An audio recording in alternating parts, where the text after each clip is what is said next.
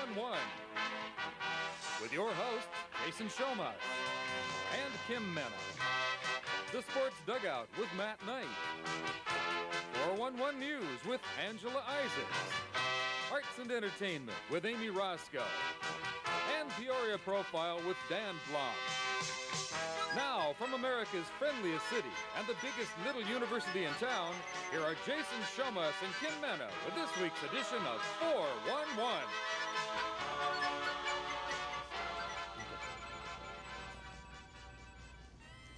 Hello, welcome to 411, your place to turn to get all your information. I'm Jason Shomas. And I'm Kim Mena. This week, and every week, like always, we plan on giving you the information you want to know, need to know, and didn't know that you wanted to know. Okay. You know? I think I got it this time. So what you're saying is that we're giving them information that they didn't know that they wanted to know, right? Yes, and... So why didn't you say that? I just did. Oh, okay. Anyways. Today on 411, we're sorry to announce that this will be our final show of the year. It may be our last show, but it will be filled with stories dealing with diversity and stories about a little history.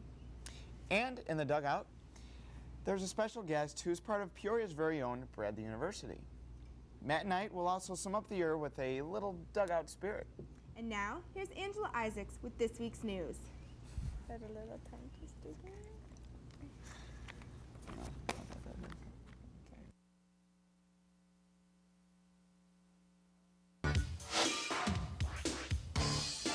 Thank you, Jason and Kim. Welcome to this week's edition of 411 News. This is our final news segment. I'm glad you're with us.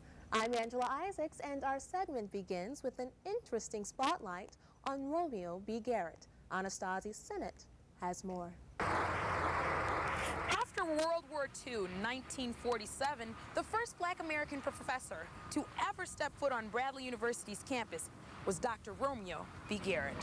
The black community was plagued by the senseless killings of their people, the onslaught of violent Ku Klux Klan members, and the unjustified treatment by law enforcement officials. However, with education as his guide, Dr. Garrett faced racism head-on by helping to open the doors to a higher education for black people. Mainly for education. I came to Peoria mainly to get my degree, my master's degree, not dreaming that I would remain there. Then after being there for just about a year, they asked me to teach only temporarily. But the temporarily, that's a long time, about 20 years. Throughout his lifetime, Dr. Garrett has received a countless number of awards, has written many books, and has been able to be honored by Bradley through the dedication of its multicultural center. He has also been able to meet the renowned civil rights leader, Dr. Martin Luther King Jr. I met Martin Luther Jr. the day I patted him on his back, and I said, I hope someday you'll become a good teacher like I am, not dreaming that he would go far beyond my... Dr. King helped change history, and so did Dr. Garrett. I'm Anastasia Sennett, reporting for 411 News. When people think of allergies, what often comes to mind are things such as reactions to pollen, dust, and animals. Now there is a new allergy forming within our society. It's latex. Bridget Sharp brings to light this new development within the synthetics industry. An anesthesia mask was placed over a little girl's face when the child began wheezing and convulsing for no apparent reason. The cause? An allergic reaction to the latex in the mask. Unfortunately, this allergic reaction to latex is becoming more and more common. We've seen the onset of so many more allergies because we didn't used to use latex 30 and 40 years ago like we use latex now. Now we use it all the time in everything that we do. Everywhere you go every day, you can find something that has latex in it. While latex allergies are relatively new, they can be developed by anyone after repeated or extensive exposure to latex products, which include most medical equipment, Band-Aids, rubber bands, balloons, certain contraceptives, and other commonly encountered products.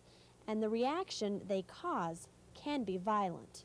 The more severe allergy, when they come in contact with the latex, they may breathe some of it in, and they have difficulty breathing immediately or within, let's say, 15 minutes, and they require treatment immediately as a life-saving measure. In fact, because latex can be fatal when entering the bloodstream or touching the inner surface of the body, the medical community has been forced to respond. Because so much medical equipment does contain latex, hospitals are being forced to create latex-free surgery suites, such as this one at St. Francis Hospital here in Peoria. Unfortunately, a reliable latex allergy test has not been developed, but research is underway. Until then, the medical community will keep taking steps to keep latex from rubbing us the wrong way. Traditionally, a dog or a cat is the choice for a pet, but more and more people are choosing animals of a more exotic kind for that special animal companionship. Here's more.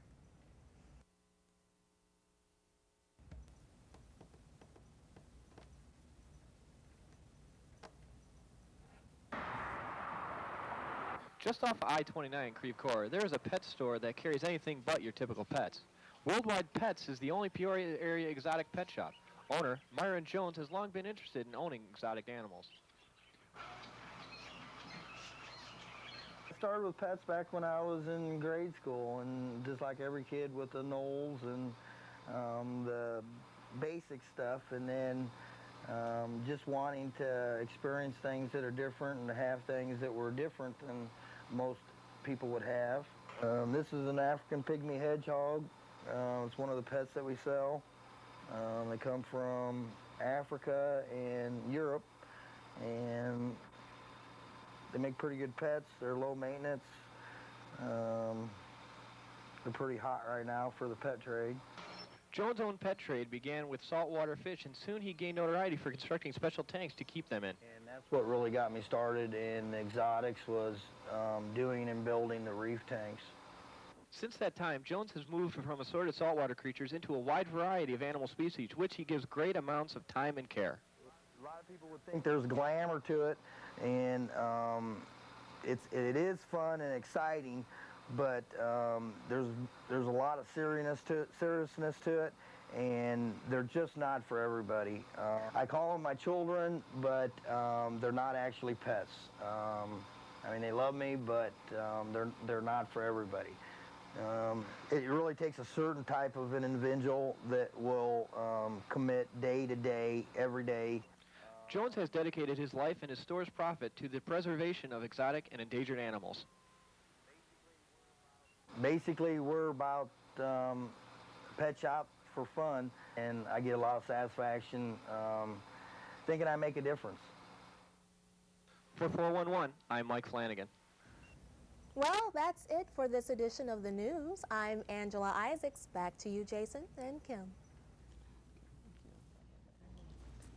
Thanks, Angela, for yet another insightful report. You know, I don't think I have any allergies to anything. Well, I bet I know some people that are allergic to you. Oh, do you? I bet you think you're pretty funny. Look who's talking. You wouldn't know a joke or if anyone said anything to you if it came up and smacked you right in the face. Yeah, but if, you know, somebody came up and smacked you in the face, I'd think it was pretty funny. Bet you would. Ha ha. We're going to take a short break. We'll be right back with this week's Arts and Entertainment. And that...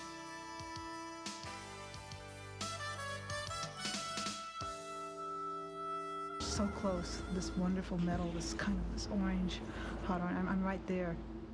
To me, heritage means a sense of place, a place that has been here since, as far as I'm concerned, infinity, and to know that I'm a part of that.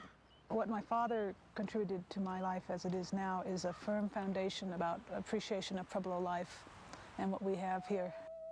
I love process. I really love to know why things happen, why people think the way they do, and for some reason PBS gives me a lot of that. When I first received this stone, it was pretty flat and gray actually, and I had to sit with it for about a month before I could really carve into it. It told me that it wanted to be what it is, so we're in partnership. It's usually what the stone wants is what I do. The quality in production appeals to me because of its high creative value. And I always know when I watch something on PBS that someone took the time and effort and heart to produce such a program. The programs require integrity and trust. I think PBS every day takes a risk and trusts that the work they're doing is going to have some kind of a good effect on people. I owe everything to the people who were born before me, my relatives, people who kept both the Tiwa and Tewa traditions alive, so I have to live a good life for them.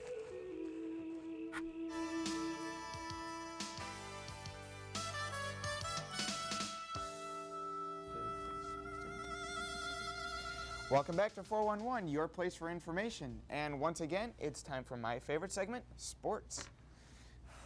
What are you doing? Once again, I'm getting ready for a fantastic sports segment.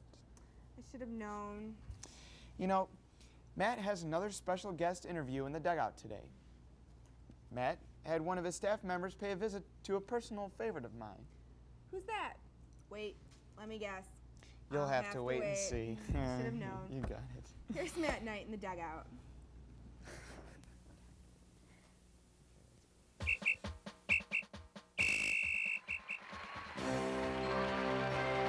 All right, thanks for stopping by the dugout. I'm Matt Knight.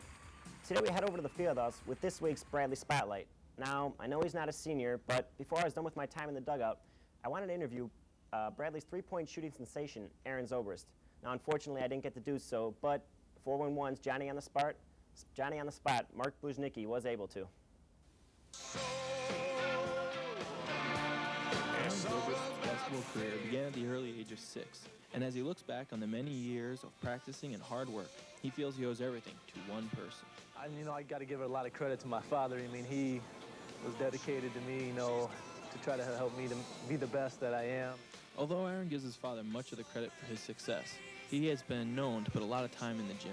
But exactly how much time? I probably went 3 days a week, maybe 2 hours a day. I just tried to get at least 300 shots in a day or more, and a lot of leg work, running, ball handling, stuff like that. With all the practicing and hard work, Aaron found himself as a sophomore, starting at guard, and one of the 3 best three-point shooters in the nation. What exactly did that mean to him? Yeah, that was really exciting to me. That was, hard work paid off, and kind of one of my goals this year is try to break Hersey Hawkins' record. What other goals has Aaron set for himself this season? I think one of the major goals just for myself is, to do whatever I can to come out on the floor each night and contribute to the team and help us win. And with Aaron willing to contribute all he can to the team, what role does he think Coach Molinari wants him to fill? I think Coach is kind of looking towards, Anthony and Dion and myself to do a lot of the scoring. He's kind of looking through the offense more towards us, but I think, it's the team thing that he's really concentrating on right now.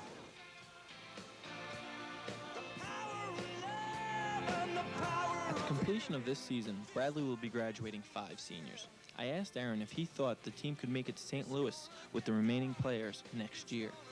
5 guys is a lot. I think we got some talent staying, and I hope we get some good recruits coming in that can help us contribute and everything. But I think we can be kind of strong enough and dedicated that we might be there. Talking to Aaron, I could tell that Bradley meant a lot to him, but I had to ask him, how come?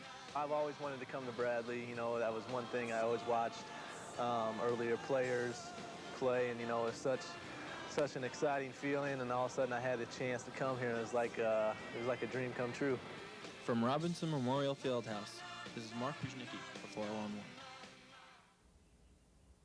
With any amount of luck, as Aaron mentioned, he may break Hersey Hawkins' record for not only three-point shots made, but for three-point accuracy. If he has 2 more years like a sophomore year, a year in which he led the Missouri Valley Conference in three-point shooting, he just may do it. Well, it's our last show, and our crack staff has assembled a video to remember the wild year we've had in the dugout. So without further ado, Bradley's finest doing the Walk of Life.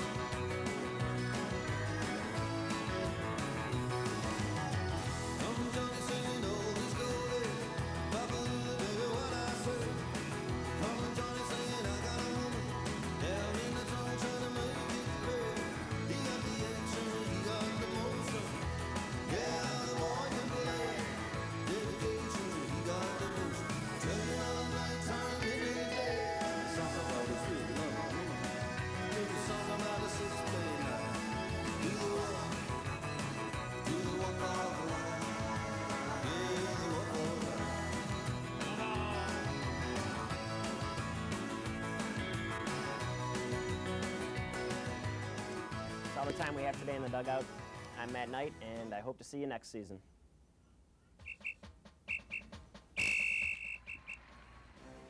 Thanks, Matt. I'm real excited about this year's Bradley basketball team. I hope they make it to the NCAA tournament this year. That'd be pretty exciting for the city of Peoria.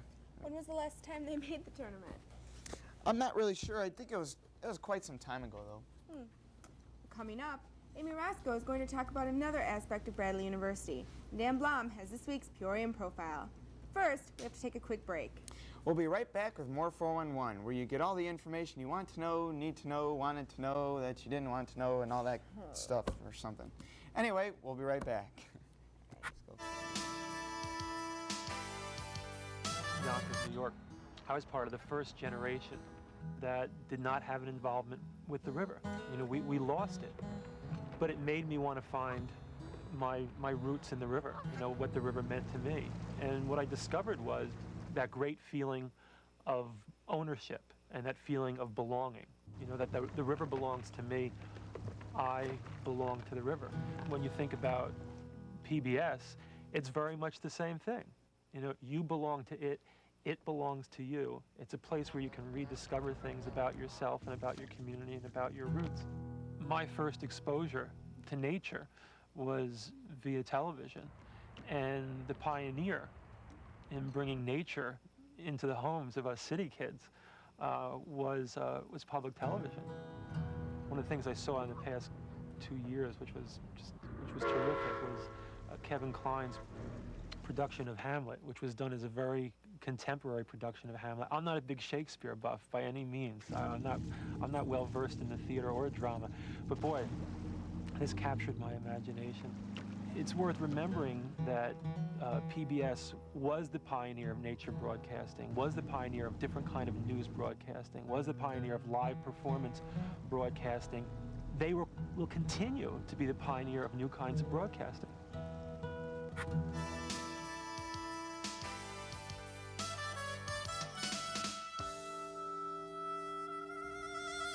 Welcome back to 4 in 1, your place for information. Coming up, Dan Blom talks about how old traditions can sometimes change and become new traditions. And I have something special to put a final, action-packed, and heartwarming closing to our show. But first, we have this week's Arts and Entertainment segment. Members of our staff went on location and declared something that can only be found on the campus of Bradley University. Amy's going to tell us about it in this week's Arts and Entertainment. Amy?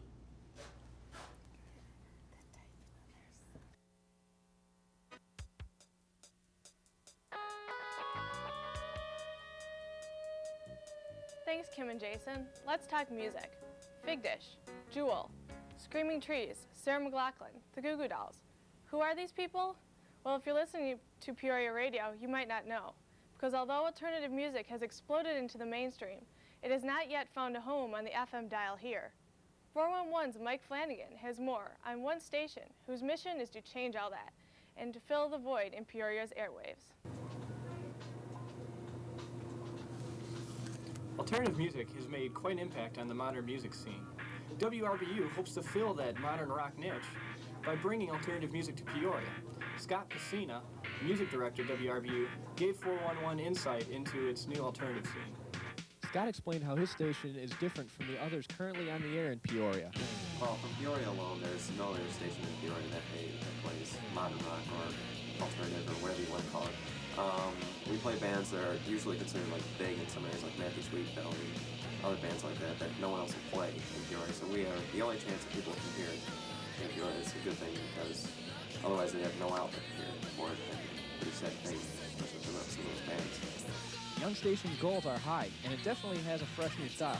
But there are some obstacles in WRBU's way. First of all, it's incredibly difficult to hear RBU as it is right now because we're only put into the dorms through the TV cable system. It's very goofy, very stupid. You can only be in the dorms and have a TV in order to hear us. And a lot of people who live off campus, even like a block away like I do, you can't hear the station there. There's a big demand, just even that far off campus. Plus we've got all the high schools around Peoria that would be the students be willing to hear it, I'm sure. And it's a big audience that's being ignored by every other station in Peoria, so it's pretty high demand. Switching to an FM broadcast will take time. Hopefully, in these next few semesters, we'll prove to the administration that we are capable of going to broadcast. We do have that quality. We do have the ability. Won't be an easy thing, but if we commit ourselves to it, I know we can do it. The station's already begun this process by acquiring new equipment, including a new on-air board, to replace the outdated technology. This in place, WRBU is not only current with the times, but consistently moving ahead. There are like a couple stations from Bloomington that are decent, but they're still too popcorn into the top 40, too into beating songs like MTV. And there needs to be an alternative like WRBU that'd be looking out for the music instead of just going out to kill it. We're trying to represent music from all different eras, all different kinds of periods. It'd be a nice, very nice variety of something like that when it goes back. One thing is certain, this is one station that is hopefully going places. For 411, I'm Mike Flannery. As the saying goes, variety is the spice of life. Thanks for joining us. For Arts and Entertainment, I'm Amy Roscoe.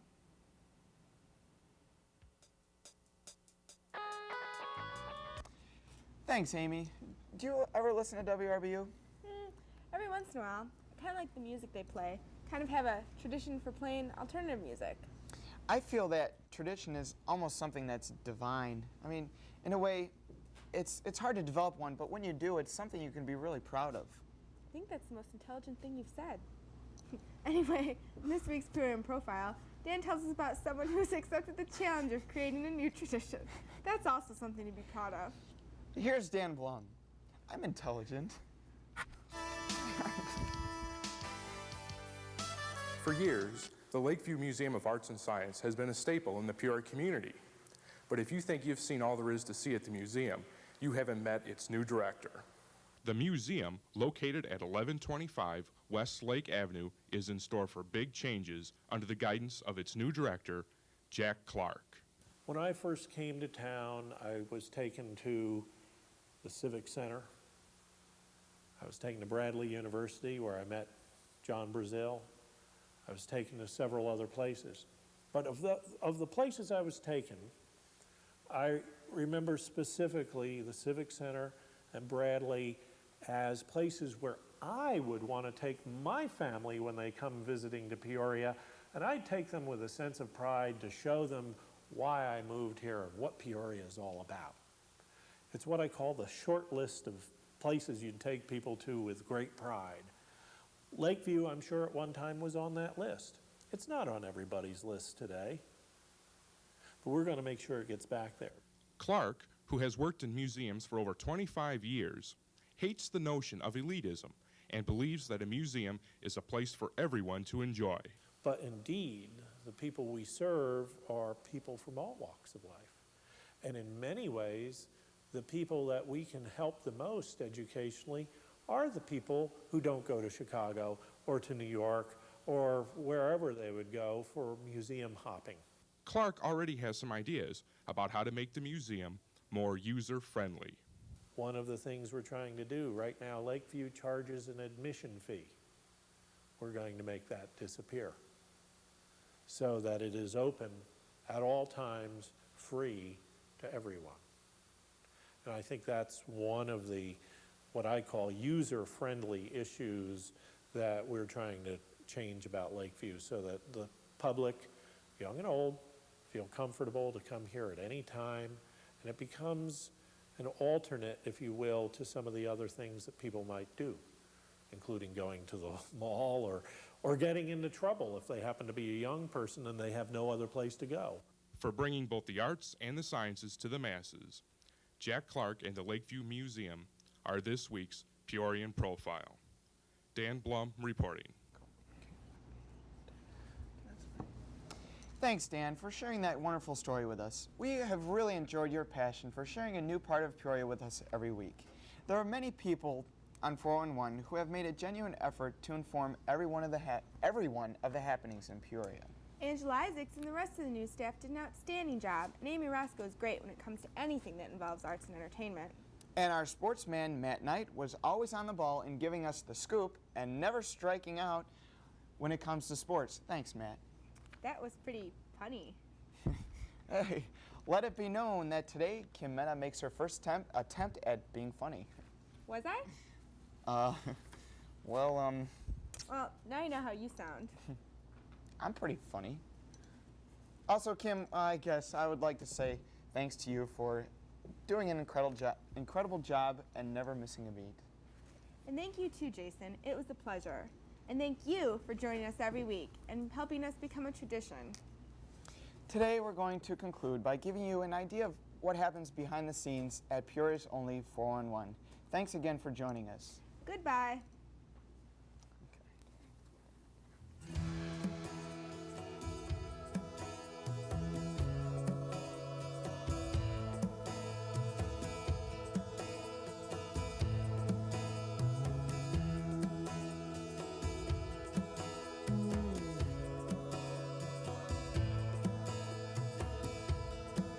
No spell that I could cast would ever bring you back too soon.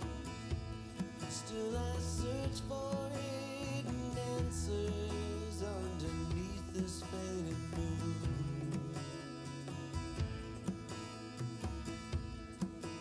The view from here should soothe my soul, even shed some kind of light. Because I know the sun is shining on the other side of the night.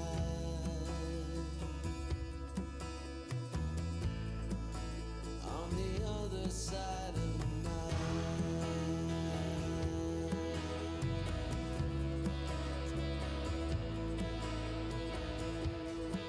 Now you're moving through your waking world while in my sleep I drift as closely as you can without your ever being seen. But I know you're there beside me, just beyond my line of sight, up where the sun is always shining on the other side of night.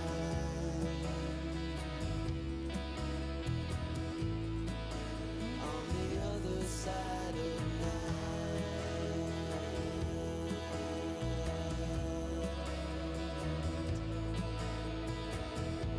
If you had stayed, would I have ever found a reason to feel this way? If you had waited one more season. Though I know you're out there somewhere, only you can prove me right. Since you're the